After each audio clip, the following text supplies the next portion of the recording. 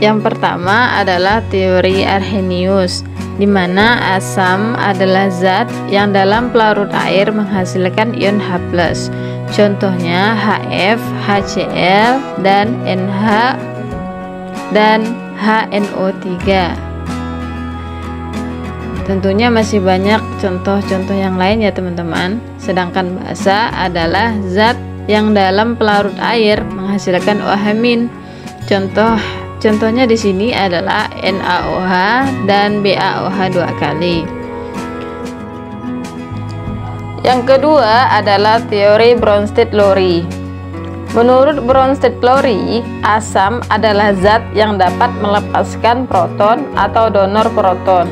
Sedangkan basa adalah zat yang dapat menerima proton atau akseptor proton. Dari teori Bronsted-Lowry, H2O itu bertindak sebagai asam karena dia mendonorkan proton kepada NH3, di mana hasil produknya atau di sisi kanan hasil reaksi jadi menghasilkan NH4+. Sedangkan yang menerima atau akseptor proton adalah basa, di mana dalam reaksi ini adalah NH3.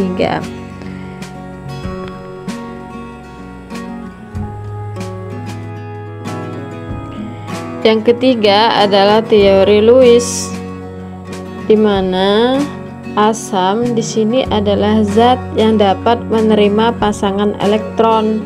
Sedangkan basa adalah zat yang dapat menyumbangkan pasangan elektron.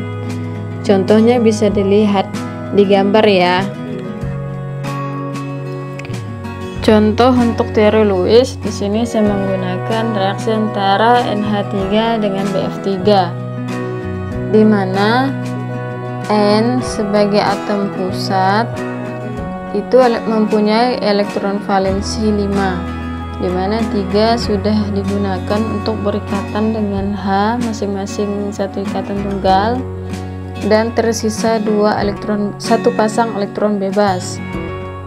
Direaksikan dengan B dengan atom pusat memiliki elektron valensi 3, di mana ketiga elektron itu sudah digunakan untuk berikatan dengan F, masing-masing satu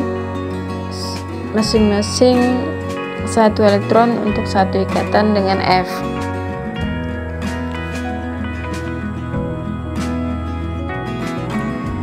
Nah, kita lihat nih untuk BF3, di mana B ini belum stabil, karena untuk mencapai kestabilan itu dia harus 8 mengikuti aturan oktet, sedangkan dia hanya baru 6, di mana ada 3 pasang ikatan, maka elektron cuma baru 6, sedangkan untuk mencapai kestabilan dia butuh 2 elektron lagi.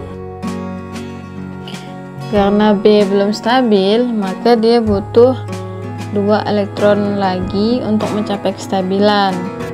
Maka 2 elektron ini bisa didapat dari 1 pasang elektron bebas dari N. Jadi N ini sebagai penyumbang pasangan elektron. Kita kembali kepada definisi asam menurut Lewis. Asam ialah zat yang dapat menerima pasangan elektron. Nah, BF3 ini sebagai penerima pasangan elektron dari N, sedangkan yang menyumbangkan pasangan elektron itu disebut basa. Nah, dalam reaksi ini NH3 bersifat basa dan BF3 bersifat asam.